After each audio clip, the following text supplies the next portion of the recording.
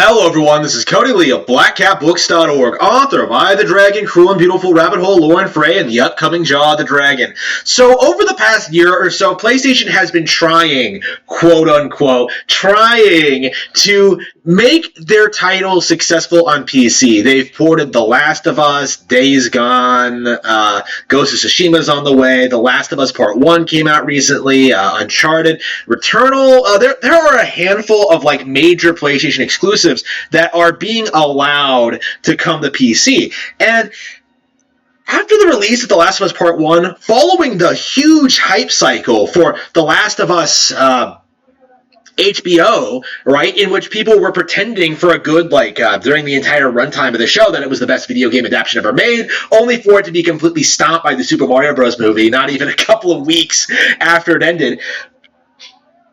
Even then, in ideal situations, with all these game journalists, these YouTubers, these movie critics, like declaring The Last of Us the greatest story ever told in video games, The Last of Us Part 1 did not do very well on Steam. It sold about I don't know how much it sold, but I've seen the player count. I've seen the complaints about the performance and the issues and just the general port job in general, and it is a complete disaster. And it led me down this rabbit hole of looking at just how many PlayStation games have come to PC and just how few of them have done all that well, right? God of War is probably a good example of this, in which this is supposedly one of the biggest games of 2018, right? The game of the year 2018, I believe they tried to pretend it was, and it comes to PC and crickets. Nobody talks about it at all. Nobody plays it. Nobody cares. If you wanted to play God of War, you played it already on PlayStation and completely forgot about it, right? It is remarkable to me to see just the reality of PC gaming just play out before us in this way over and over and over again, and no one really pays attention to it or acknowledges it at all, right? These are big, high-profile games coming to PC for the first time, and they're not getting any traction. They're not getting any momentum. The only thing that's really notable about them is that these are major console exclusives that are coming to PC, right? Spider-Man. It was remarkable how Spider-Man, the devs, 5 years ago, were saying that this game was never going to come to PC. And here we are, 5 years later, seeing that, yeah, it has come out.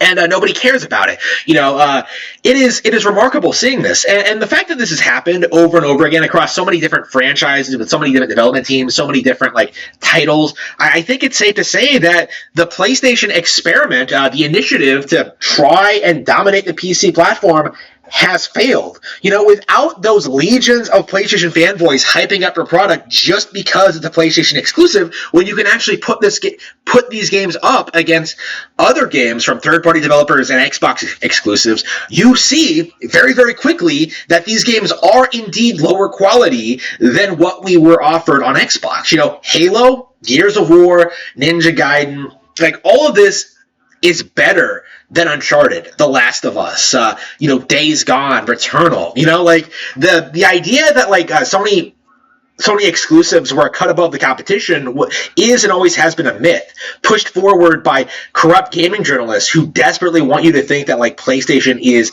the end-all be-all when it comes to video games, that they are the best at what they do. And not only is that not true, it's becoming obviously untrue, right?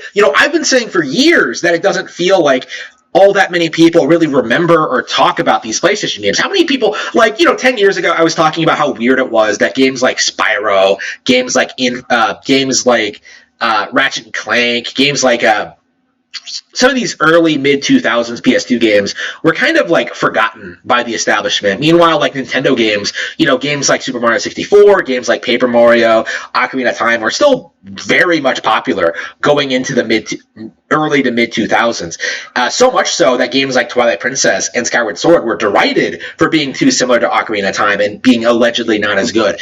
And now we're seeing the same thing happen with PS3 games. I've recently gone back and played a little bit of Infamous. Played a little bit of Shadow of the Colossus HD. Played a little bit of the PS3. And you know what? I've gotten past the whole The Last of Us not being as good as Nintendo and Xbox games. So, I've been talking about that for years. Like, it's time to focus on the reality of the situation, is that The Last of Us can't even really compete with other PlayStation exclusives. Playing Infamous again, after, like, spending so much time, like, harping on The Last of Us Part 2, on the HBO, on, like, the re-release, it really made me realize just how much better Sucker Punch is than Naughty Dog in essentially every regard. They actually have great finales. They actually have like characters. They actually have like unique mechanics. They actually try and make a video game. Now, you can argue that Infamous absolutely does have problems, and it does. I'm not saying Infamous was great either. I would say like playing Infamous and being underwhelmed by it was a big reason why I started turning against PlayStation back in the day. But going back to it, yeah, you really get a sense as to like, wow, this game really did have an audience. This game really did have a lot of things going for it. In spite of everything wrong it does, it actually has some value as, a superhero story, right? Like, I actually think I like it more than Arkham Asylum and the Batman games, right? Like, it actually feels like they're doing something unique and interesting with the idea of being a superhero in this setting, right? It actually has its own personality and tone. It actually feels stylized. It actually feels like a video game, in essence. You can't say that about The Last of Us. The Last of Us has really no redeeming qualities to it at all. And I've maintained that for a long time, but like, there are just so many other PlayStation exclusives that I would say are better than this. I mentioned Shadow of the Colossus. That's one of the best games ever made. And it's sad to think that like we live in this era where it feels like a lot of people don't even know that Shadow of the Colossus even exists. It's not a game that people really bring up anymore. But playing it again after like last time I played it was early 2019, so it's been about 4 years. Playing it again, it's really dawned on me just how special this game really is to me. Playing this game and just understanding its unique mechanics, its style, gorgeous music, great boss fights, haunting atmosphere. Like, I love Shadow of the Colossus. There are very few games that I would put like on the same pedestal as it, and it really just stands the test of time as just being like one of the hallmarks of the entire medium because of its artistic direction and just general design.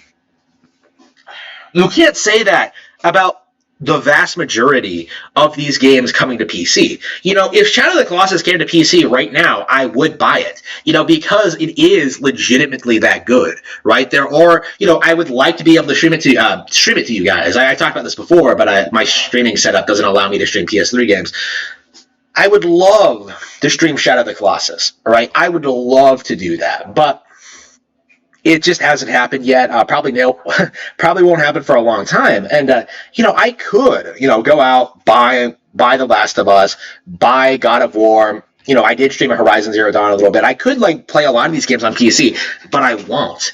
And the reason for that is that there's no real interest in them. These games are old. They're busted. They're tired. They were tired even before they came out. Nobody really cared about them. And now that they've been out for a significant portion of time, we are seeing that, upon re-releases, that they aren't selling very well at all. Like, when you compare that to Skyward Sword and how it actually sold better on Switch than it did in its initial Wii run, when you compare that to like games like Link's Awakening DX or Pokemon Mystery Dungeon or like Kirby's Return to Dreamland, like legit, really good, really well-made Nintendo remakes, like stuff like The Last of Us really doesn't need to exist. Like, I remember how people were making fun of The Last of Us for being re-released on PS4 like a year after the original, right? And where are we now? Like, it's been re-released on PS5, I think. It's been re-released on Steam. It has like the PC version. Like, how many times are they just going to do the same game over and over and over again? Like, desperately trying to like present this narrative that this game is somehow popular,